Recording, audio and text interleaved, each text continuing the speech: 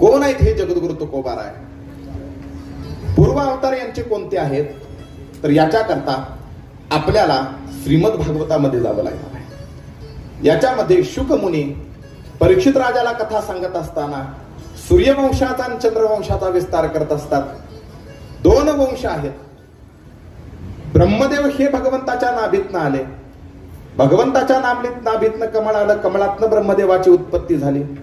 या ब्रह्मदेवाचा पुत्र आहे कश्यप. याचा पुत्र आहे मरीची. आणि याच्यापासून पुढे जी वंश परंपरा चालत आली मग ते वैवस्वत म्हणू. आणि याच वंशामध्ये म्हणजे सूर्यवंशामध्ये एक राजा झाला. त्या राजाचं नाव आहे अंबरीश. अंबऋषी नाही बरं का.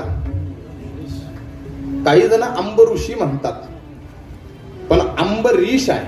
आणि हे अंबरीश राजे आहेत. महाराज होते.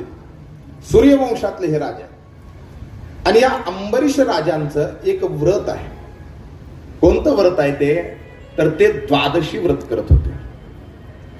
अर्थात मग एकादशी करत नव्हते का? करत होते. पण एकादशी त्या काळी सगळेच करत होते म्हणून प्रामुख्यानं सांगावं लागतंय की त्यांचं व्रत द्वादशी होतं. आणि या द्वादशीचं पारणं फेडण्याकरता अंबरीश राजानं निमंत्रित केलेलं आहे दुर्वास ऋषीला.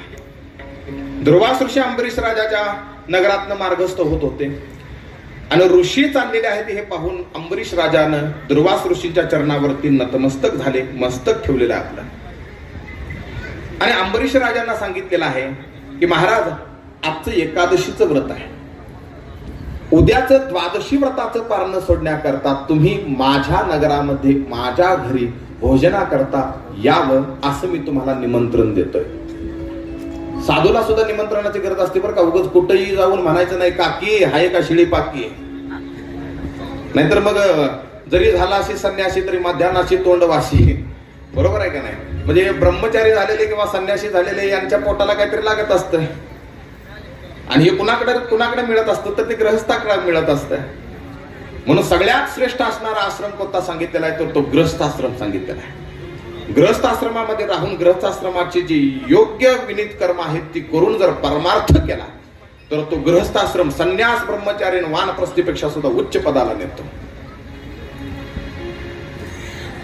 अंबरीश राजानं निमंत्रण केलेलं आहे. निमंत्रित केलं दुर्वास ऋषीला. दुर्वास ऋषीनं सांगितलं ठीक आहे राजा, मी तुझ्या विनंतीला मान देतो आणि द्वादशी व्रताचं पारण करण्याकरता मी तुझ्याकडे उद्या येतो. निश्चिंत राहा. आता साधूला निमंत्रण दिलं. राजा आता एकादशी व्रत राजाचं संपन्न झालं. दुसऱ्या दिवशी द्वादशी व्रताच्या पारण्याची जी वेळ आहे ती वेळ टळत चालली.